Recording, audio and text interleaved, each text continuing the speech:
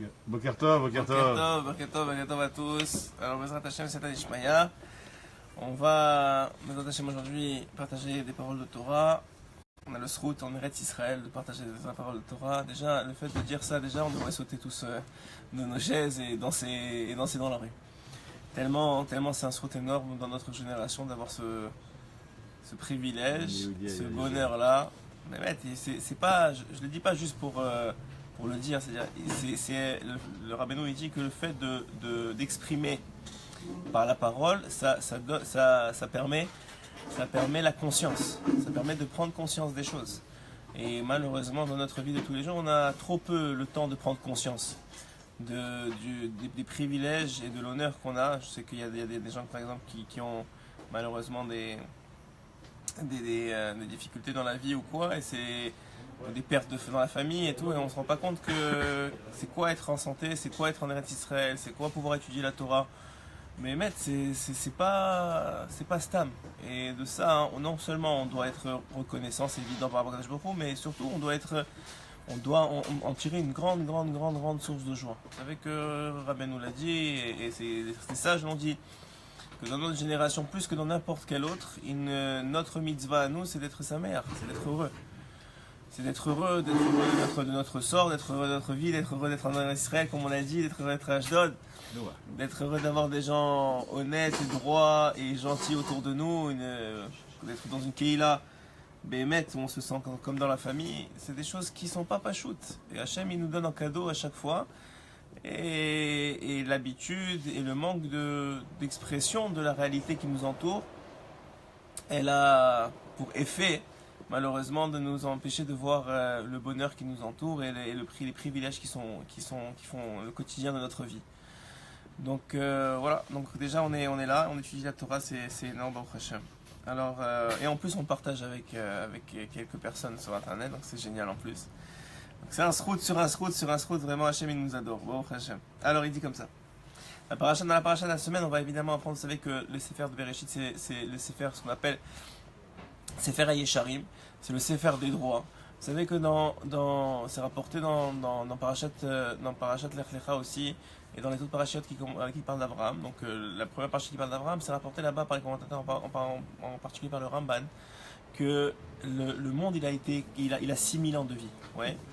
Et il est divisé, nous disent les sages, il est divisé en 3 parties. 2000, 2000 et 2000. À quoi correspondent les 2000, 2000 et 2000 ? Les 2000 premières années, c'est ce qu'on appelle Tohu Vavohu. C'est-à-dire, il y a une sorte de... Tout comme on pourrait traduire Tohu Vavohu, c'est un peu difficile. Monsieur Lévy, peut-être vous avez une explication. Tohu Vavohu, ça veut dire que c'est un peu le brouhaha, il n'y a rien qui est clair, il n'y a pas d'ordre établi. Voilà, la confusion. Je savais que vous allez me sortir un mot. Alors, confusion, c'est la confusion dans le monde. Les 2000 premières années, c'est la confusion dans le monde, jusqu'à que Abraham remette de l'ordre. Vous allez remarquer que les 2000 deuxième partie d'année ne commence pas à la naissance d'Abraham, mais seulement quand Abraham commence à transmettre la foi en Dieu aux autres. Pas la Torah qu'il a lui, mais pas la Torah vraiment, puisqu'on l'a pas encore reçue en tant que Torah, mais Abraham évidemment faisait toute la Torah comme tous les patriarches, mais il commence à transmettre aux autres la foi en Dieu. C'est là où commence le Seder du monde, ce qu'on appelle l'époque de la Torah. Et la Torah vient mettre un Seder au monde. Okay, ça veut dire quoi ? Ça veut dire que nos sages nous disent pourquoi est-ce que Hachem n'a pas donné direct la Torah à Adam Rishon ? Pourquoi il n'a pas donné direct à son fils Caïn ou Hevel ? Pourquoi il n'a pas fait ça ? C'est tout. Pourquoi il attend 2000 ans ? Alors, vous connaissez la phrase connue qui dit Derech Eretz Kadma la Torah. C'est pas une phrase que malheureusement les gens qui veulent pas rentrer dans la religion utilisent à tort et à travers et qui n'est pas dans le bon sens. Ce que ça veut dire Derech Eretz Kadma la Torah, il faut le comprendre. Derech Eretz, ça veut dire les bonnes manières, on va dire la façon de vivre. Le savoir-vivre et devance la Torah, c'est que avant tout, on est des êtres humains et il s'agit pour nous de se comporter comme tel. Ok ? Donc maintenant, si vous vous comportez comme un animal, on l'a dit souvent, la Torah malheureusement, elle va prendre la forme d'animal. C'est-à-dire c'est que de l'eau. Comme on a dit, si le verre il est sale, il va être sali. Donc si l'eau elle ne prenne que la forme qu'on lui donne. Et vous savez que En Maïm et la Torah, quand on boit de l'eau, c'est de la Torah, c'est comparé à la Torah. Donc ça veut dire qu'elle prend la forme qu'on lui donne. Et donc nous disent les sages, il faut d'abord te former. Il faut faire une forme qui soit adéquate. Alors vient les deux premières millénaires du monde. et il nous apprend surtout qu'est-ce qu'il ne faut pas faire. Ce qu'on fait la génération de Noach, la génération de Babel, nous apprennent qu'est-ce que Hachem n'attend pas de l'homme, et surtout ce que Hachem attend de l'homme. Il y a eu des tzadikim dans toutes les générations, mais Touchelach, il y a eu Noach, il y a eu des tzadikim dans toutes les générations jusqu'à Abraham, donc des 20 générations qui ont séparé de Adam Arishon à Abraham, il y a eu des tzadikim. Mais ces tzadikim ont donné un derech eretz, ils ont donné une façon de vivre. Comment on se comporte dans la vie, dans ce monde-ci. Est venu après ça, à partir d'Abraham, la connexion avec Akadosh Baruch Hu. C'est-à-dire maintenant que tu sais que tu es un homme, alors maintenant comprends que tu n'es pas seulement un homme, tu es aussi une créature divine. Et pas seulement une créature divine, tu es aussi le fruit d'une partie de Dieu. Donc tu viens maintenant monter de niveau. Tu n'es pas seulement un homme, tu viens de monter de niveau dans la création. Comme nous disent les sages, qu'un homme sans Torah, il est pire qu'un animal. C'est-à-dire, il est pire qu'un homme, malheureusement, qu'on peut dire à quelqu'un qui n'a pas de Torah du tout, un goy ou quelqu'un qui n'a pas de Torah. Un juif sans Torah, c'est pire qu'un goy, parce qu'il est retombé à un niveau plus bas, au niveau de son niveau spirituel. Et donc, tout ça pour vous dire donc, que les 2 premières années, c'est quoi? Ça vient t'apprendre. Évidemment, il y a énormément de secrets. Vous comprenez bien que la Torah, c'est des noms divins. Oh, c'est des noms divins, la Torah, et il y a énormément de secrets. Oui, vas-y. C'est pour ça qu'il y en a qui disent il se prend pour Dieu. Il se prend pour Dieu. Ça c'est le 3e niveau encore. Il a dépassé. Il a dépassé lui. mais ce qui est vrai, ce qui est vraiment important à comprendre, c'est qu'il y a évidemment des secrets énormes dans chaque mot de Torah, qui est la façon dont elles sont agencées, etc. Mais il y a aussi le pshat pashut. Le pshat pashut de la Torah, en tout cas du Sefer Bereshit, c'est de t'apprendre à te comporter en tant qu'homme, d'avoir des midotes, de savoir comment gérer. Et en particulier, lorsqu'on vient apprendre la vie de nos patriarches, Abraham, Yitzhak, Yaakov ou Sarah, Rivka, Rachel, Léa, c'est des comportements qui sont des exemples pour nous, et dans chaque détail de leur comportement, c'est vraiment des exemples qu'on a à apprendre. C'est pour ça qu'on appelle ça le Sefer Yesharim. Donc les 2000 années qui correspondent donc à Avraham Avinu, donc qui débutent avec Avraham Avinu, qui correspondent à toute l'Égypte, à la réception de la Torah, au fait qu'on va conquérir Israël, etc. Et David Ameler et tout ça, c'est les 2000 années qui correspondent à la Torah. Et les 2000 années dans lesquelles on est, c'est les 2000 années de la Géoula. C'est-à-dire qu'en vérité, on a le but final. On a le fait d'être un niveau humain, comme on a dit les 2 premières années. Il y a le niveau d'être Ben Torah, donc d'avoir une connexion privilégiée avec Akadosh Baruch Hu. Et il y a la préparation de l'homme idéal. La préparation de l'homme idéal qui s'appelle Mashiach, qui est en tout point parfait, qui, qu'on a dit la semaine dernière, regroupe en lui tous les points positifs de tous les juifs du monde entier. C'est ça Mashiach. Je vous ai expliqué selon Rabbi Nathan. Et depuis que j'ai attrapé ce chidouche là, je vous dis, la vision de la vie normalement devrait changer. Parce que Béhémet, vous comprenez que le travail aujourd'hui, c'est seulement de préparer Mashiach. C'est ça qu'on fait. On n'est plus, même dans notre Torah, dans notre façon d'étudier, on n'est plus dans le Henyan de chercher à identifier des chidushim dans le sens du pshat de la Torah. Évidemment que c'est une étude en soi. Mais vous voyez qu'au niveau général, on est dans le fait de préparer à la réception du Mashiach, à la réception de la Géoula. Donc toute la Torah, elle vient dans un sorte de moyen dans le but d'atteindre la réception du Mashiach et la Géoula finale. Et on voit que dans notre génération, c'est ça qu'on prépare, Béhémet, c'est ça qu'on est en train de finir. Et on le voit de plus en plus, plus on avance dans la génération et plus on se rapproche, c'est évident. Et de par d'abord les prophéties de nos sages, qu'on voit se réaliser, la terre d'Israël, les fruits de la terre d'Israël, etc., etc. Mais de façon générale, pas seulement la terre d'Israël, même au niveau de l'homme, au niveau de l'évolution humaine, au niveau de l'évolution de la compréhension de la Torah, au niveau de l'évolution de la communication, etc., etc., on voit qu'on se rapproche pas de l'idéal humain, malheureusement, mais on met en scène, c'est comme vous préparez dans un théâtre, il y a d'abord la mise en scène, il y a tous les décors qui sont mis en place, on voit que les décors sont en train de se mettre en place. Après ça, il y a juste le personnage principal qui va arriver et tout va être déjà mis en place. Par exemple, nous disent les sages, pourquoi est-ce qu'à la fin des temps, on a tellement d'avancées technologiques? Ouais. Parce que quand Mashiach il va te dire mais que ce monde, que c'est que du virtuel, ben tu vas comprendre, parce que tu sais c'est quoi déjà du virtuel. Mais si tu disais il y a 500 ans, il arrive Mashiach, ils vont faire une crise cardiaque, ils vont dire attends c'est quoi cette histoire là? Ça marche, vous comprenez? Donc même les miracles qui vont être apportés, ils vont être à notre portée de par la préparation que Hachem il a mis dans le monde à travers ces 2000 ans d'exil. Et enfin ces 2000 ans d'exil exact, depuis qu'on arrive vers la fin, donc on est presque à la fin des 6000 ans. Et Bezrat Hachem qui viennent des Karov avant ces 6000 ans là. Donc ça n'empêche que le pshat pachout de la Torah, il est toujours aussi important.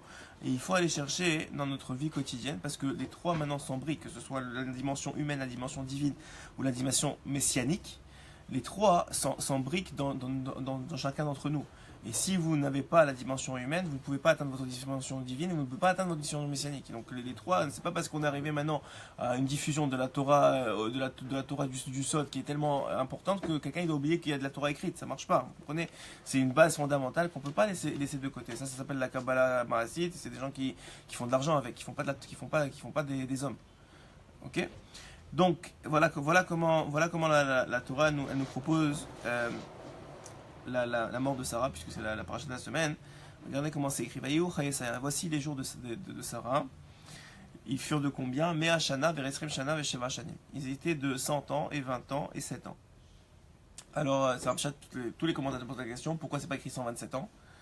Et Rashi tout de suite, il répond à la Makom, il dit, je vais vous dire Rashi, les Karnirtav Shana, c'est pour cela qu'il est écrit en année, Beklal ou Klal, après chaque catégorie, l'Omar Lecha, Shekol Lecha Nidrash Lehatzmo, que chaque période de vie, elle t'apprend quelque chose en elle-même. Ça veut dire, alors, à l'âge de 100 ans, elle était comme à l'âge de 20 ans. À quel niveau? Au niveau du péché. C'est-à-dire qu'à l'âge de 100 ans, vous savez qu'à l'âge de 20 ans, normalement, c'est l'âge où on se marie. Et quand on passe sous la chouva, normalement, si on fait le bon travail de faire de chouva, c'est un moment propice pour que Hachem il efface tes fautes au complet. Le passage sous la chouva, c'est un effacement de fautes à condition, les gens ils oublient que cette condition-là, que vous fassiez de chouva. Ouais, si malheureusement vous êtes dans un mode où vous n'avez pas compris pourquoi vous vous mariez, alors vous n'avez même pas compris le principe de la tchouva, et si vous n'avez pas compris le principe de la tchouva, c'est pas votre faute, c'est pas un jugement, c'est-à-dire on est tous passés par là. Le réveil peut être plus tardif que d'autres pour certains, mais ce qui est sûr c'est que si vous faites tchouva, alors c'est propice et vous êtes à l'égard des péchés, vous êtes naquis. Alors Sarah, à l'âge de 100 ans, elle n'avait pas de péché comme quand elle avait 20 ans. Et ensuite de ça, à l'âge de 20 ans, elle était belle comme quand elle avait 7 ans. Alors vous allez me dire, normalement, vous devriez me dire, normalement on est plus belle à 20 ans qu'on est à 7 ans. Ouais. Alors ici la Torah parle pas d'une beauté physique, elle parle de la beauté innocente normalement d'une femme, qui d'ailleurs est normalement ce qui attire l'homme, c'est cette innocence et cette sniout dont on a parlé chez Sarah la semaine dernière, cette sniout, cette pudeur intérieure qui fait que la femme, on a dit, pour la femme, Rachid nous dit, voici qu'elle était née Baohel, vous connaissez la phrase, quand les anges sont venus, ils lui ont demandé où est-ce qu'elle est Sarah, ils ont demandé à Abraham, elle a dit née Baohel, elle est dans la tente, et Rachid dit sur place, Snouahi, elle était Sniout. Ça veut dire quoi Sniout? C'est pas seulement un Sniout on le répète souvent mais c'est oublié, c'est pas seulement une Sniout de physique, ouais, c'est une Sniout de comportement. Ce qui est demandé à la femme, c'est une sniout de comportement, c'est l'intériorité qui doit être sniout. Maintenant, Hachem a mis des règles en place pour lui faciliter le travail sur l'intériorité. Et parce que quelqu'un qui n'est pas de sniout extérieur, c'est beaucoup plus difficile pour lui d'être sniout intérieurement que l'inverse. Okay, mais ça ne veut pas dire que celui qui est sniout physiquement, une femme qui est sniout physiquement est aussi sniout au niveau de l'émotion. Ça ne veut pas dire ça non plus. Okay, donc il faut. Mais le but ultime, je vous l'ai dit, le but de la Torah, le Zohar le dit clairement, le but de la Torah, c'est de transformer l'homme. C'est un moyen avec des molécules nucléaires, c'est une bombe nucléaire de transformation. Mais encore faut-il vouloir se faire transformer et aussi avoir en tête vers quoi on s'en va. C'est-à-dire un homme il peut étudier la Torah mais ne pas avoir en tête c'est quoi l'idéal humain, c'est quoi à quoi il doit aspirer. Et donc il avance sa vie sans se poser de questions, sans se remettre en question. Et il étudie, c'est pas qu'il étudie pas, il a du Sahara. Maintenant on va lui dire tu as étudié tant d'heures et tant. Mais le problème c'est que autant d'heures que tu auras étudié, le Zohar nous dit, celui qui monte. Les heures, c'est juste un accompagnateur, mais celui qui monte, c'est lui qui est jugé. Donc maintenant, toi, tu as mérité 200 heures. Mais toi, tu peux même pas les mékabel dans l'Olam Haba parce que tu n'as pas les kélim pour les mékabel. Tu n'es pas devenu assez bon, assez honnête, assez vrai pour pouvoir en profiter pleinement dans l'Olam Haba. C'est-à-dire que tu les as fait, mais tu n'as pas changé dans ce Olam Hazé. Donc ça veut dire Limud Torah, il me déraille. Bien sûr. C'est Bevata, et tu le vois chez les grands. Les gens, ceux qui sont malheureusement dans la Torah, et qui vont dans certains quartiers religieux, ils voient les gens dehors en train d'acheter. C'est pas forcément des gens qui étudient, c'est pas forcément même s'ils sont habillés, ça veut rien dire. Et ils jugent comme ça la majorité du peuple. Mais il faut savoir que la majorité des gens qui ont choisi la Torah, ils sont assis en train d'étudier la Torah, ils sont pas dehors en train de faire n'importe quoi. Et ils sont assis la plupart de leur journée. Et c'est des gens avec beaucoup de références. Tu apprends d'eux. Mais moi, écoutez, quand je vais étudier quelques fois par semaine à Bnei Brak. Et bon, des fois j'arrive dans le Zman du Limoud, ok. Et il y a mon Rav Wota, il étudie Maseret Shabbat avec. Mon Rav Wota, il a mon âge, son Rav Wota, il a 75 ans peut-être. Et il étudie Maseret Shabbat, cette personne-là, cet homme de 75 ans, il étudie Maseret Shabbat depuis à peu près 20 ans. Il n'a pas lâché Maseret Shabbat. C'est pour vous dire à quel point il est rentré dedans, dans tous les Inyanim, etc. Et chaque fois que j'arrive, il me voit et il dit à son Chavota, j'ai quelque chose à faire. Alors au début, je ne comprenais pas. Alors après ça, mon Chavota, tu sais, il m'a dit, mais je lui dis, comprends pas, vous étudiez pas ensemble. Il m'a dit, à chaque fois qu'il te voit, il comprend que tu viens d'un peu loin et il te laisse étudier avec moi.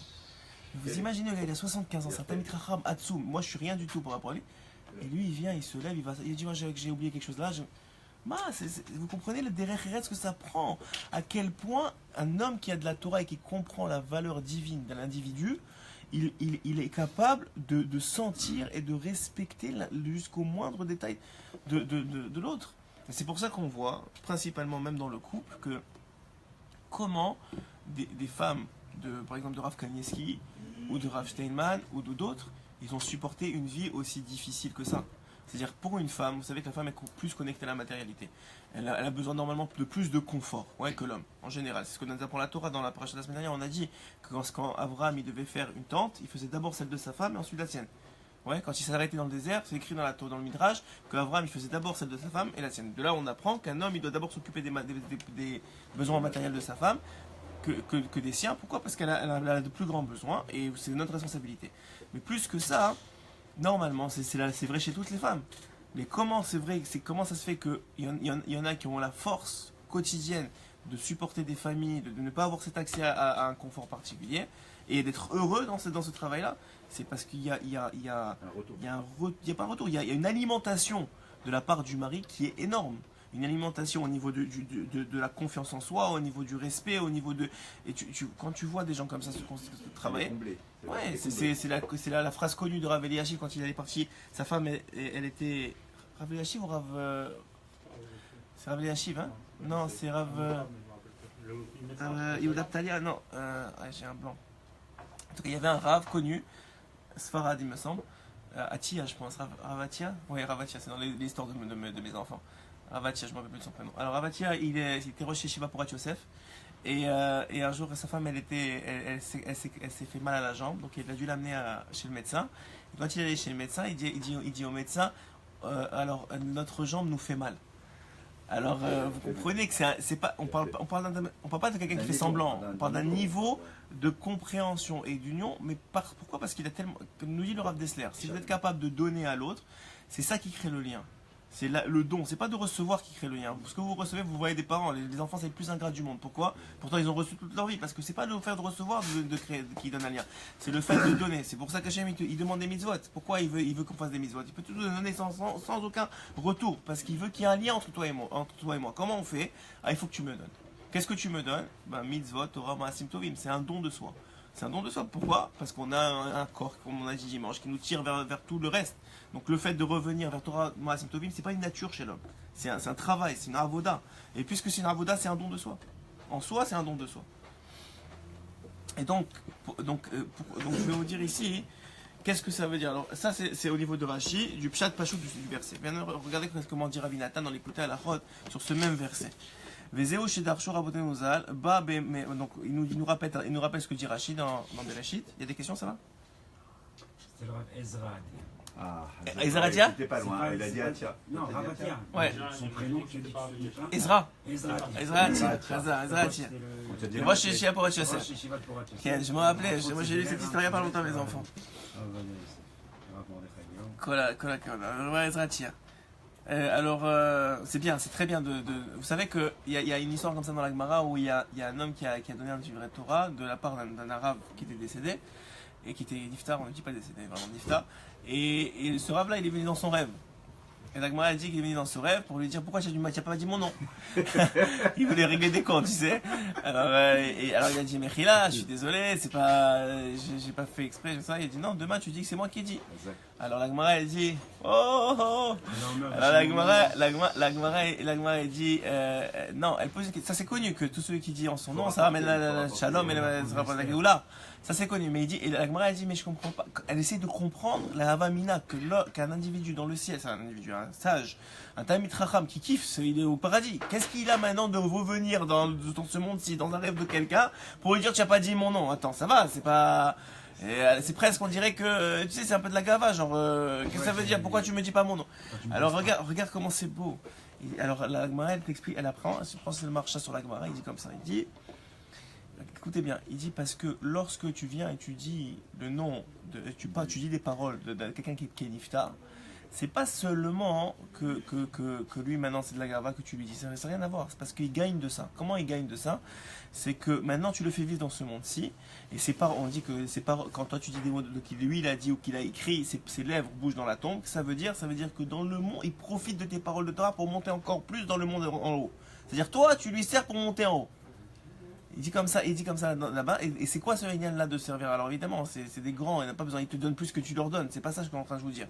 Mais ce que j'ai envie de vous dire, c'est que ils sont encore vivants. Donc on dit quoi? Les tzadikim, ils ne meurent pas, ils sont appelés Chaim même dans leur mort, c'est-à-dire même dans leur neftar. Pourquoi? Parce qu'ils vivent, quelqu'un qui est tzadik, il a laissé quelque chose dans ce monde. S'il a laissé quelque chose, il continue à vivre malgré qu'il est en haut. Et ce Inyan-là, il semblerait qu'il passe par le fait de nommer les tzadikim.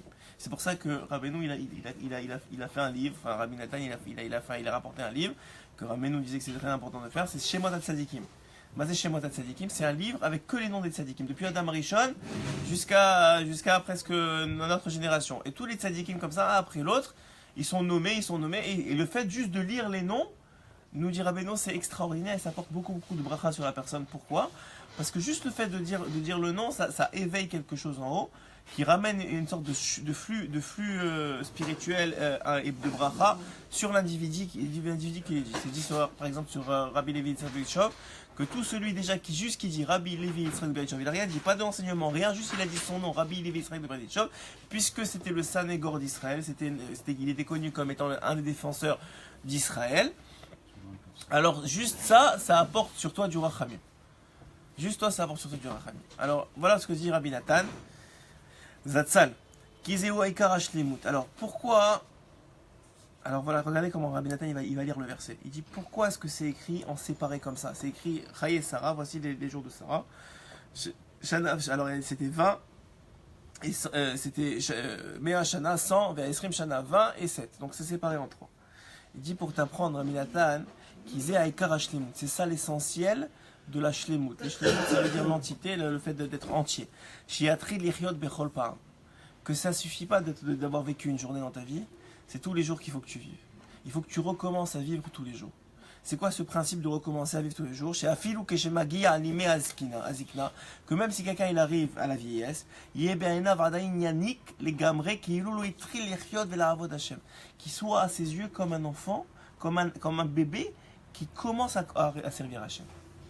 Il dit, Rabbi Nathan, le secret de la Hargasha dans la Avodat Hashem, le secret d'avoir du plaisir dans la Avodat Hashem, c'est que chaque jour c'est un nouveau jour. Chaque instant c'est un nouvel instant. Rabbi Nachman, dans Sifot Haran, il en parle beaucoup. Il dit que c'est le secret de l'élévation spirituelle. Quelqu'un qui vit avec son passé, il ne peut pas s'élever. Il est retenu, c'est comme des chaînes, c'est comme le bateau, il est ancré avec comment on appelle ça, des amarres là. Il est ancré dans le sol, ton passé il t'ancre dans le sol. Qu'il soit bien, qu'il soit pas bien. Qu'il soit bien ou qu'il soit pas bien, c'est pas le problème. Ton passé il t'ancre dans le ciel. Dis Rabbi Nathan, tu veux grandir en Torah, tu veux grandir en tant qu'homme, chaque jour c'est un nouveau jour. Chaque jour tu matrilles de nouveau. Ah mais tu as des bases, c'est évident, tu as des bases, tu pars d'un point de départ qui est plus haut qu'hier, tant mieux.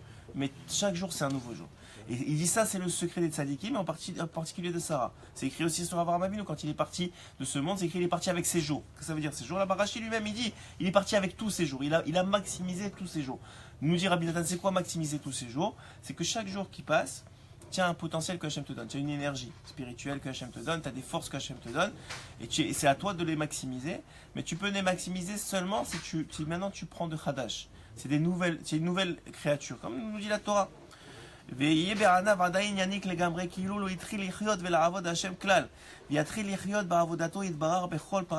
faut recommencer à chaque fois de nouveau. Il dit c'est ça le sens profond du verset. Parce que chaque jour de Sarah, c'est pour ça qu'on n'a pas dit voici la mort de Sarah, on a dit voici la vie de Sarah. Parce que en vérité, la mort, on le dit souvent, la mort c'est une porte qu'on traverse. Mais on la traverse avec beaucoup de bagages. Ouais. Là, il n'y a pas de limite de 23 kilos. Là, y a pas... Tu prends ce que tu as pris, tu as pris. C'est toi qui décides c'est quoi ta limite. Tu viens, tu passes la porte, la douane avec beaucoup de bagages. Et il dit, et ceux de Sarah, avec lesquels elles sont passées, c'est chaque jour qu'elle est passée, Kulam Shavim Netova, ils sont tous se valent pour le bien. C'est-à-dire que c'est pas peut-être que des fois elle a fait plus de mitzvot, mais ça ne change rien. Ça veut dire quoi qu'ils se valent tous? Ça veut dire que dans ce que nous demande Hachem, et c'est ce que la Mishnah dans ma Sechet Avot elle dit, les Fum Tsara Agra, ça ne dépend pas de où tu es parti, ça dépend qu'est-ce que tu as accompli. Qu'est-ce que tu as accompli dans ta journée? C'est ça le Haïnyan. Qu'est-ce que ça veut dire? Ça veut dire que tu as pu accomplir plus ou moins, mais tout ce qui compte à l'autre d'Hachem, si je t'ai donné, on va dire, je sais pas moi, c'est en kilowatts d'énergie, je t'ai donné 100 kilowatts d'énergie, je sais pas comment on dit ça en joules, kilowatts d'énergie, et ben est-ce que tu as atteint tes 100 kilowatts ou pas? Ou bien est-ce que tu as pris 50 pour t'énerver avec lui et 30 pour t'énerver avec elle, et il t'a resté 20 pour venir là-dessus là à moitié endormi? C'est ça la vraie avoda. Il nous dit ici, c'est ça le jugement d'Hachem. Le jugement d'Hachem, c'est pas est-ce que tu as fait tant ou tant. Parce que, sauf, je vous le dis, Rabbeinu, il le dit souvent, et je sais que c'est pas méforçable dans toute la Torah, mais je vous dis simplement que ce que vous faites, c'est pas vous qui le faites. Ce que vous faites, c'est pas vous qui le faites. Ça veut dire, si tu as par exemple donné la tzedaka, ouais, c'est pas toi qui l'as fait. C'est-à-dire, c'est vrai que tu as fait quelque chose, tu as pris dans ta poche, tu l'as mis, etc. Mais tout le système, il a été mis en place par Akadosh Baruch Hu pour que tu le fasses. Presque, tu n'avais pas le choix de le faire, ok? Mais tu as voulu le faire. Donc, tu as un sakar d'avoir voulu. Dans la volonté, personne ne peut te toucher, c'est toi. Ça, c'est vrai. Mais cette volonté d'avoir fait, elle a mis en place un système que Hachem, il t'a mis la possibilité de faire la mitzvah. Mais l'action elle-même, elle dépend de Hachem. C'est Hachem qui a décidé pour toi, en vérité. Qui met le décor, exactement. C'est lui qui a décidé qu'aujourd'hui tu donnais la tzedaka. Ok? Tu as mérité, tu as ce que tu veux, mais c'est lui qui a mis. Donc qu'est-ce que ça veut dire? Qu'est-ce qui est en toi? C'est quoi? Qu'est-ce qui dépend de toi? Il dépend de toi le niveau d'énergie que tu mets dans ta volonté. C'est ça qui dépend de toi vraiment. Qu'est-ce que dans la mitzvah, c'est-à-dire toi tu vas donner la tzedaka. Ça a été décidé hier qu'aujourd'hui tu mets la tzedaka. On prend cet exemple-là, ok? Alors, maintenant, puisque c'est déjà décidé hier que tu vas mettre la tzedaka, tu vas mettre. Donc maintenant, c'est quoi qui dépend de toi? Ça dépend de toi. Premièrement, est-ce que tu vas vouloir mettre la tzedaka? Deuxièmement, une fois que tu vas vouloir, comment tu vas l'exprimer? Est-ce que tu vas faire plus que ce qui a été prévu pour toi? C'est-à-dire, est-ce que tu vas être noam, noam, c'est-à-dire de façon plaisante? Est-ce que tu vas sourire? Est-ce que tu vas réconforter en même temps que tu lui donnes? Est-ce que tu vas tout ça, hein, c'est autour de la mitzvah. La mitzvah elle-même presque, elle t'appartient pas. Ça c'est toi alors. C'est un mérite. Ça c'est toi. Ça c'est toi. Et c'est ce qu'il dit ici. Ça c'est ce qui fait passer que tous les jours ils sont shavim netova. Comment tu peux dire que tous les jours de Chavesara ils sont égaux? Comment? C'est pas possible. Il y a un jour où tu as fait la Chafashakhala, il y a un jour où tu as fait la Zdaka, un jour où tu es en voyage, un jour. C'est pas les mêmes journées. Comment ils peuvent être égales les Tova aux yeux de Dieu? Comment ils peuvent être égales? Parce que tu as maximisé le potentiel qui t'est donné ces journées-là. Dans tous ces jours qu'elle a eu Sarah, elle a été toujours au top de tout ce qu'elle a fait. Exactement. C'est ça qu'elle a fait. C'est ça Sarah. Mais Sarah elle a été au top. Ça veut dire qu'elle a maximisé tout. Alors, c'est du lourd. Comment ça s'articule dans le pasouk? Pourquoi il a dit 100 et 27 et comment ça rentre? Ah, il dit lui que juste le fait que ce soit séparé, ça montre qu'il y a voulu une comparaison entre les jours. Puisqu'il a voulu avoir une comparaison entre les jours, c'est qu'il y a quelque chose qui ne va pas, c'est qu'on doit chaque fois. Voilà. Ah, pourquoi 100 et 20 et 7? Alors ça, il rapporte le passouk de Rashi, il dit Rashi comme ça. Attends, pourquoi? Alors si c'est comme tu viens de dire, oui. Pourquoi ce que Rabbi Nathan a dit, moi j'ai pas dit. Pourquoi est-ce qu'on n'a pas dit 127 ans? S'ils étaient tous chavim, tous au top, tous machin.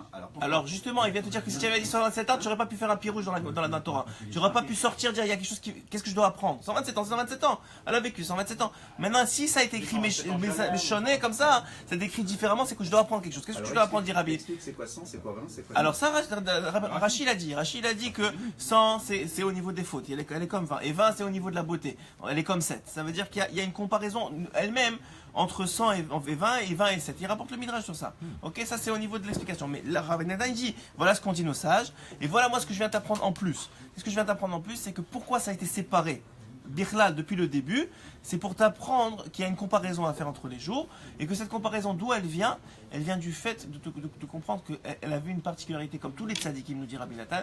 Sarah avait une particularité, c'était qu'elle était capable de matril tous les jours nouveaux. Parce que si tu fais pas ça, hein, c'est que c'est par les jours, parce que chaque jour était séparé. exactement, elle était séparée. Ah, très beau, j'avais même pas regardé ça. Ça veut dire que, dit pourquoi on sépare les jours? Parce que justement, comme il était différent, dans le sens qu'elle était tout le temps en renouvellement permanent. Elle a passé 3-4, le premier est 100, le deuxième. Tu peux dire ça comme ça, c'est pas écrit comme ça dans les mots, tu peux dire ça comme ça probablement. Mais c'est sûr que, déjà au niveau du ciel, ok, c'est écrit qu'à 20 ans on commence à être chayav, on est chayav, à 13 ans tu es normalement, tu es ici, mais c'est-à-dire, à 13 ans tu es responsable au niveau de tes actes, mais tu commences à payer pour les actes que tu as fait entre 13 et 20 ans à partir de 20 ans. Il n'y a pas de jugement avant 20 ans. Voilà, merci. Le jugement divin. Il n'y a pas de jugement en haut avant 20 ans. Ok, c'est même assez connu. Il n'y a pas de jugement avant 20 ans. Entre 13 et 20 ans, c'est ici que tu es responsable si tu n'as pas fait des choses, mais en haut on ne te juge pas encore. C'est pour ça qu'on est capable à 20 ans, lorsque normalement tu te maries, de faire table rase. C'est un moment propice pour gérer maintenant. Celui qui se marie à 33 ans, il gérera ses problèmes lui-même. Ça c'est son choix à lui, c'est pas notre choix à nous. Mais c'est normalement, c'est pour ça que la Torah elle dit que normalement un individu doit se marier tous, c'est ce qui se passe dans le meilleur Haredi. Je me pose pourquoi on ne dit pas des autres personnages de la Torah. On le dit d'Abraham. Abraham il dit. La séparation des âges. Ah, on dit d'Abraham aussi. Abraham aussi, il me semble que c'est écrit comme ça. Des autres. C'est une bonne question. C'est une très bonne question. Mais peut-être que cette madriga-là, c'est Sarah et Abraham qui l'avaient. C'est très possible. C'est une bonne question. Vezeo Bechilat Batmea. Alors, qui kolma shemaskin atzadik ou adain yanik be'enav keilu hu tinok adain. Alors, c'est ça, que le tzadik, quand il vieillit, il demeure comme un nourrisson. Et c'est ça qu'il a dit Rabbi Nachman. Rabbi Nachman, il a dit, il est interdit d'être vieux. Alors, je comprends pas, mais tout le monde vieillit. Ouais. On est tous en train de vieillir. C'est-à-dire quoi être interdit de vieillir? Alors, Rabbi Nachman, alors, qu'est-ce qu'il voulait dire par il est interdit d'être vieux? C'est cette notion-là. Qu'il est interdit de se bloquer dans son esprit. Être vieux, en vérité, c'est spirituel. Ça veut dire quoi? Être vieux, c'est être incapable de changer, être incapable de se remettre en question, être bloqué sur ses acquis. Même si c'est des très bons acquis, même si le gars il est Tamid Chacham, il a étudié la Torah, etc. Mais si tu viens, toi, mais ce qui n'est pas vrai en vérité, parce que quelqu'un qui est vraiment Tamid Chacham et qui étudie la Torah, il est vraiment jeune. Il est constamment en renouvellement, et c'est ce que l'Alma aussi elle t'apprend. Elle t'apprend à tes mochines, ils continuent. C'est pour ça que la même Gamara elle sert à Rav Yosef, elle sert à l'enfant de 5 ans, 6 ans qui commence la Torah. Pourquoi c'est la même Gamara? Parce que dans la Torah, il y a cette capacité de renouveler à chaque fois des nouveaux Piroshim. Il dit Rav Chaim Akadosh ne vient pas à dire que parce que capable de trouver des chidushim dans la Torah. D'où ils viennent ces chidushim, de cette capacité à se renouveler. Mais ça prend d'être jeune dans sa tête. Mais ça c'est connu même chez les. Vous comprenez, c'est-à-dire c'est ce principe-là. Voilà, ça veut dire c'est quoi? Ça veut dire quoi? Alors c'est pas qu'il va en boîte de nuit à 60 ans et qu'il a une Porsche parce qu'il veut faire ça. C'est pas ça être jeune dans sa tête. Être jeune dans sa tête, c'est cette capacité de renouvellement permanent et d'accepter une réalité nouvelle qui n'était pas forcément pas celle d'hier. Et de toute façon, si tu le fais pas, la vie te le rattrape. C'est-à-dire, si toi tu fais pas, tes enfants ils vont t'obliger à le faire, ou tes amis, ou ta famille. C'est-à-dire qu'il y a ce qui est vrai hier n'est plus vrai aujourd'hui. Et on voit aujourd'hui, à l'époque, ils pouvaient travailler dans le même travail pendant toute leur vie. Ils n'avaient aucun besoin de se remettre. Aujourd'hui, la plupart des gens, ils ont fait 3-4 travail dans une vie. Tu te rappelles, mon père me dit toujours, je sais pas comment j'aurais vécu dans cette génération-là. C'est-à-dire, moi j'ai eu mon travail, j'ai commencé mon travail à 20 ans, j'ai fini mon travail à 60 ans, et c'était fini, ça y est, c'est ça mon travail. Et au moins, et ce qui est vrai, c'est qu'au moins ils avaient une capacité de se concentrer sur d'autres choses. Parce que stabilité. Il y a une stabilité, exactement. Il y a une stabilité dans le travail qui permet de dire, ok, alors je peux construire autre chose. Mais là, on est tellement instable dans tout. Moi, je vois. C'est-à-dire, mon père, quand il me voit, moi je parle de moi, il me dit, mais il n'y a pas la même stabilité que moi. Lui, c'est carré, il y a son heure, son truc, son machin. Et ça vient de ce monde-ci qui change tellement plus vite. Mais pourquoi? Encore une fois, pour t'obliger à changer toi-même. Et on voit que le mouvement de Tchouva aujourd'hui, il est beaucoup plus énorme qu'il y a quelques années. Et il ne fait qu'augmenter. Mais ça vient du système même du monde. On dirait que la Terre, elle tourne plus vite. Quelque part, on en profite. Tout le monde en profite. Bien sûr, il n'y a que du bien. Tout ce que fait Hachem, c'est forcément pour le bien. Maintenant, il faut trouver le bien. Mais c'est évident que, vous voyez, et même en Israël, je ne sais pas si tu as remarqué depuis là, mais en Israël, ça passe plus vite. Les journées passent plus vite. Beaucoup plus vite qu'en Costa Rica. Moi, je fais des fois l'aérotour et je vois que Béhémet, ça fuse. Mais pourquoi? Parce qu'il y a une Itrachout des Mochim, ça s'appelle. C'est-à-dire que spirituellement, il y a un renouvellement de la compréhension, et c'est en vérité ça qui fait renouveler le monde. C'est pas le contraire, c'est-à-dire que tout ce que vous voyez matériel est basé sur un sol spirituel, sur une fondation spirituelle. Comme là, au niveau spirituel, il y a une Itrachout des Mochim continue de notre génération, Qu'est-ce que ça s'appelle une Itrachout? un renouvellement de la compréhension. C'est-à-dire qu'aujourd'hui, C'est-à-dire que Shamaïm, on nous aide. je vais te dire, non, pas seulement. Par exemple, à l'époque, tu étais dans, on va dire au Maroc, ouais, tu étais dans un bled au Maroc, ouais. Alors tu arrivais dans le bled, tu naissais dans ce bled-là, en général tu mourais dans ce bled-là, et pas seulement ça, tu avais un rave avec une compréhension de la Torah qui te donnait une avenue, tu allais chez lui tous les jours de 5 à entre midi et Arvit, tu apprenais ton petit truc de Torah, et voilà, c'était ta vie, et tu étais très content, c'est ça qu'Hachem te demandait. Aujourd'hui, tu as un accès à la connaissance tellement plus évoluée, tellement plus grand, que forcément ça te force à évoluer toi-même beaucoup plus vite. Parce que tu te dis, attends, mais la vérité, elle est là devant moi. Aujourd'hui, il y a un cours de là, un cours en même temps ici. Et alors, le risque, c'est de rien prendre du tout. C'est-à-dire de faire semblant de prendre. Parce que tu as plein d'informations, de ne pas arriver à te poser. Parce que maintenant, le problème de notre génération, c'est quoi? C'est qu'on n'est plus capable de se poser et qu'on a beaucoup plus de connaissances que d'actions. Si vous remarquez bien, les anciens, qu'est-ce qu'ils nous disaient? Je dis, par exemple, si le fils qui a fait tchouva, il vient voir son père, il dit, mais je comprends pas, pourquoi tu fais pas ça? Il dit, moi, on m'a pas appris comme ça. Ça veut dire qu'on m'a pas appris comme ça, c'est-à-dire tant que j'ai pas appris, je fais pas. Quand j'apprends, eh ben je fais, mais je m'assure de faire. Et j'apprends pas plus, c'est-à-dire, mais il y avait une notion comme ça d'importance que je fais plus que je connais. C'est comme ça chez eux, je fais plus que je connais. Pourquoi? Parce qu'ils disaient, si je connais plus que je fais, on va me reprocher en haut. Ils avaient cette notion-là, qui est peut-être pas vraie, mais en tout cas, je fais plus que. Aujourd'hui, c'est pas le cas, c'est le contraire qui arrive. Aujourd'hui, l'action, elle rattrape la connaissance. C'est-à-dire que on apprend, et notre corps ne suit pas. Notre corps, Bédiou qui suit pas quelqu'un, une femme, elle apprend qu'il faut être signote, mais elle voit bien que son corps, elle arrive un peu à mettre des choses un peu plus longues, mais elle voit bien que par rapport à ce que son âme demande, elle est pas en adéquation, ouais.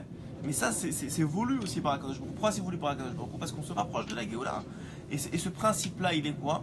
Il est que les capacités du corps, elles vont s'effondrer au moment de la Géoula.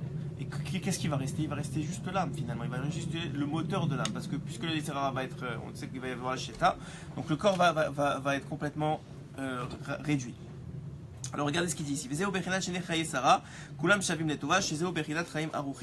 Et c'est ça, le fait d'être capable de vivre cette vie-là, c'est ça ce qu'on appelle une longue vie.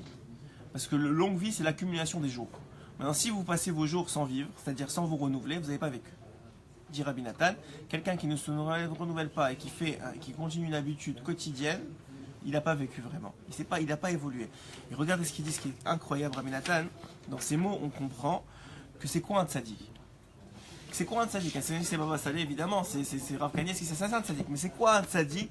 La définition d'un tzaddik, c'est quelqu'un qui ajoute de la gdoucha à ses jours.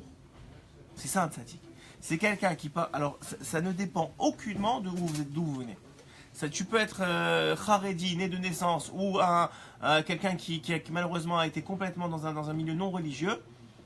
Au ciel, on ne peut pas savoir c'est qui le plus tzaddik. Pourquoi? Parce que ça dépend de votre capacité de renouvellement et d'application et d'évolution et d'ajout dans votre quotidien de Gdusha.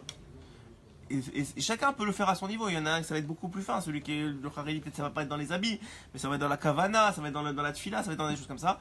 Et l'autre, le Baal Shuvah beaucoup plus différemment. Mais l'essentiel, nous dit Rabbi Nathan, la tzidkout, comment on dit la tzidkout? La quoi?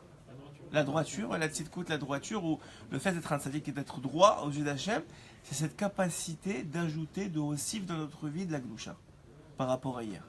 De ne pas être le même qu'hier et d'avoir prouvé à Hachem dans les actes qu'on est mieux qu'hier. Qu'on est chavé de vivre. Qu'on est chavé de vivre. Ouais, qu'on est chavé qu'on mérite de vivre.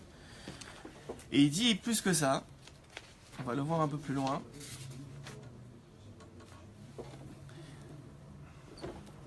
Que quand Abraham il a acheté le Kavod Marpella, ouais. Donc il a acheté de vous savez pourquoi il l'a acheté? Pour pas qu'on vienne dire qu'on lui a donné, que déjà il a acquis la terre d'Israël. Il dit Rabbi Nathan Imsar les pasuk Abraham Zaken Babayamim. Voilà, c'est écrit dans le pasuk, magnifique.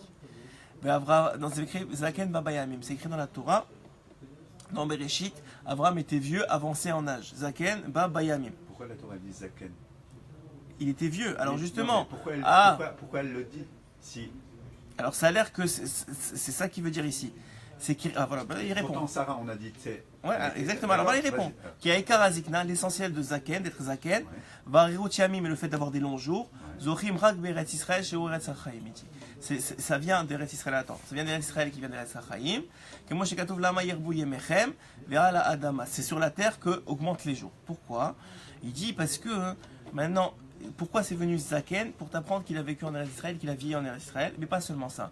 Que la Zikna, le Zaken dont je vous ai parlé de Rabbi Nachman, c'est interdit d'être vieux dans son esprit, ça veut dire d'être incapable de se renouveler.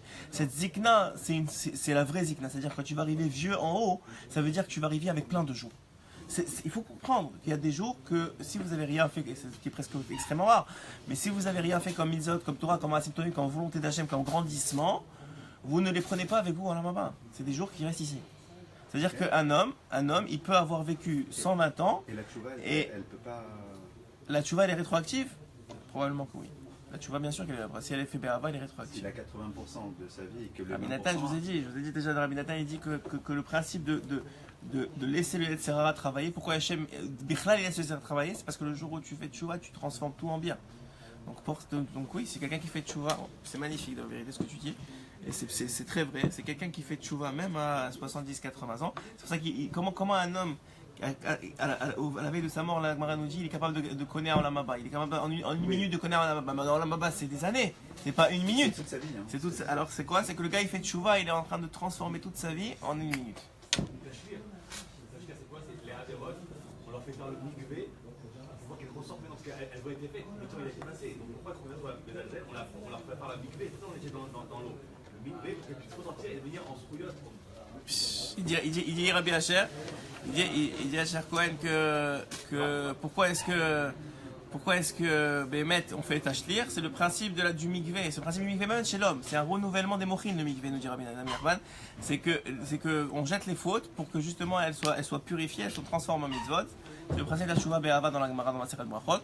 Et là-bas aussi, on est capable de voir que Bémet, tout le principe de la Tchouva, il faut comprendre, c'est un concept, c'est un principe qui a été créé avant le monde. C'est quelque chose sur laquelle le monde ne pouvait pas être créé sans. Il faut comprendre, ça veut dire quoi créer avant le monde? Ça veut dire que sans la tchouva, le monde ne peut pas être créé, il ne peut pas tenir en place. Il ne peut pas justifier sa création. Il ne peut pas justifier sa création. Pourquoi? Parce que le principe de la tchouva, c'est ça qui permet une finalité. Sinon, on ne pourra pas arriver à la finalité. S'il n'y avait pas de tchouva, le gars, il faut être fini, c'est fini pour lui, c'est terminé. Donc le principe de la tchouva, c'est lui qui maintient le monde. Pourquoi? Parce que justement, comme tu dis, il y a cette capacité-là de transformer tout en une seconde, en un instant, si c'est sincère. Ça va? Ok. Quand on voit à travers donc la paracha aussi, quelque chose d'assez impressionnant, c'est qu'Abraham, lorsqu'il veut marier son fils, donc maintenant il a pleuré sa femme, très peu, pour montrer à Hachem qu'il croit en lui, qu'il sait que c'est juste une porte qu'on traverse, et que Baruch Hachem Sarah a été de sa déquête, donc il n'y a pas besoin de pleurer pour elle. En vérité, je vous l'ai dit souvent, c'est quand quelqu'un il pleure, quand quelqu'un part de ce monde et que celui qui reste il pleure pour lui, il pleure pas pour la personne qui est partie. Il pleure pour le manque qu'il ressent. Parce que la personne qui est partie, elle est beaucoup mieux que lui. Nous, c'est nous qui sommes dans la galère ici. Eux, Baruch Hachem, ils sont... Hein? Comment ça ou pas? Même si... Excellent. Israël qui vient, il dit ou pas? Ou pas quoi? Des détails, monsieur le directeur. Ça y est, on t'appelle monsieur depuis hier, on t'appelle monsieur le directeur. Le Rav, il t'appelle monsieur le directeur. Pourquoi ou pas? Tout dépend du comportement qu'il y a dans sa vie. Même ça, au pire il va revenir. C'est ça ou le pire. Ça veut dire que Béhémet, on est mieux que lui dans le sens qu'on est encore en train de travailler, donc on a encore une chance de sauver tout ça. Mais c'est sûr que, évidemment, on pleure le manque et... C'est ça, c'est-à-dire que quelqu'un quand tu vois que quelqu'un il part, et que les gens ils sont tristes, c'est Béhémet. Et c'est pour ça qu'il y a une nechama. Si tu pleurais pour lui, il n'y aurait pas de nechama. Ça veut dire que lui, c'est pour l'éternité qu'il est dans la galère. Ou inversement. Mais Béhémet, c'est parce que toi tu es tout seul ici, et ce manque-là que tu ressens, c'est ça qui crée la douleur. Et il dit ici que quand donc Abraham il est venu maintenant, il devait choisir une femme pour son fils, donc il va faire jurer son serviteur Eliezer. Nos sages nous disent pourquoi est-ce que c'est pas Yitzhak lui-même qui est parti chercher le fils.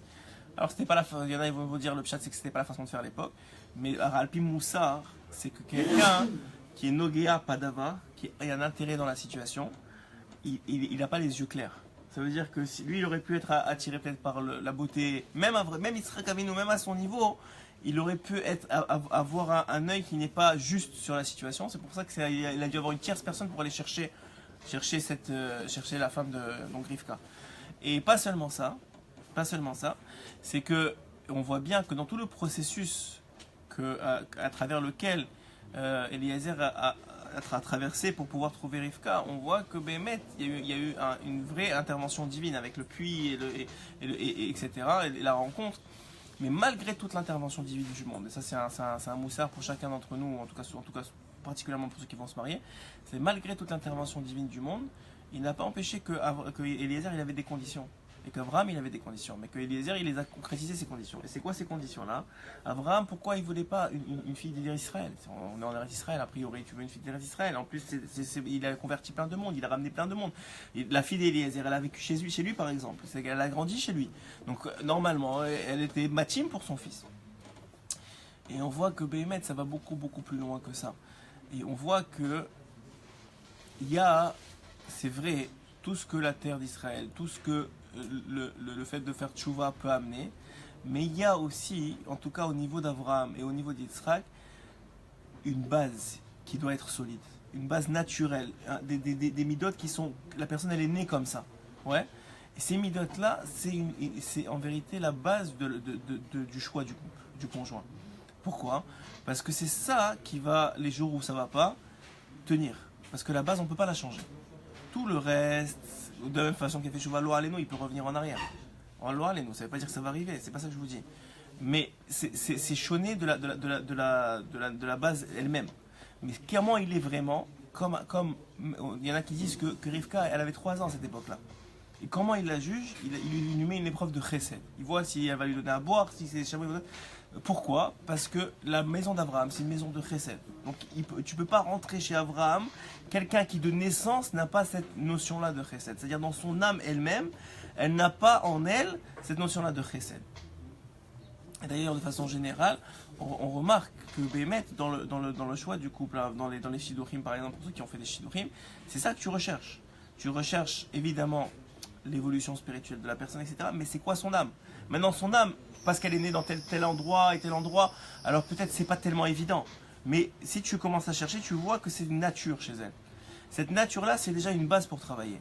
Et souvent, avant le mariage en tout cas, c'est sur ça qu'on se base. Et après ça, on travaille le reste. Et c'est ça que nous apprend ici par rapport à cet événement-là, c'est que Béhémet, Eliezer, il a cherché la nature de la femme. Il a dit que je veux une femme qui a du chesed en elle. Et pas n'importe quel chesed, un chesed au niveau de celui d'Abraham. Et ça, c'était Rivka. Rivka, elle avait ce chesed-là, cette capacité de donner, sans compter, malgré que c'est une fille de 3 ans, maintenant tu es un vieux, tu peux prendre l'eau. Attends, quand tu demandes à une fille de 3 ans de prendre l'eau, même si 3 ans à l'époque ça voulait dire quelque chose, mais tu demandes à une femme de prendre l'eau, elle te dit non seulement elle dit rien, elle se révolte pas, elle te dit pas attends, tu peux le faire tout seul, mais en plus de ça, elle vient, elle te donne à toi et à tous tes chameaux. C'était des kilos et des kilos d'eau, c'était des litres et des litres d'eau, c'était pas rien. Pourquoi? Béhémet, tu vois que ici on cherche des midotes, pas seulement Abraham, il cherche pas pour lui-même. Il cherche parce que de Rivka va descendre toutes les futures générations du Ham Israël. On est tous les enfants de Rivka. Il faut comprendre ça. On est tous les enfants de Rivka. Et ça veut dire que les midotes spirituelles qu'elle a, elle nous les a transmises. Et elles sont en nous. Et donc notre comportement, veut pas, il dépend aussi de qui était Rivka. Il n'y a pas que nous, les enfants de Rivka. Il n'y a pas que nous, les enfants de Rivka. Ouais. Ils savent aussi. Alors la Gemara a dit pourquoi est-ce que Esav il était chez Rivka? Par Rivka elle-même, elle a dit. Rivka, c'est une très bonne question que tu poses. Yitzhak il dit, mais il n'y a pas que nous, Esav aussi c'est de Rivka. Dans la Torah, on voit que Rivka la semaine prochaine, lorsqu'elle vient voir, elle a la malle dans le ventre, vous connaissez l'histoire, elle a mal dans le ventre. Quand elle passe à côté d'une arbre d'Azara, ça tire du côté gauche. Quand elle passe à côté de Shem et vers la seule yeshiva de ce monde-là, ça tire vers la droite. Elle commence à voir, elle ne comprend pas, elle croit qu'elle a un cyclotimique, elle a quelqu'un qui n'est pas normal. Et elle est très stressée de ça. Et elle va chez Shem, donc le descendant de Noir, et pour lui demander qu'est-ce qui se passe. En vérité,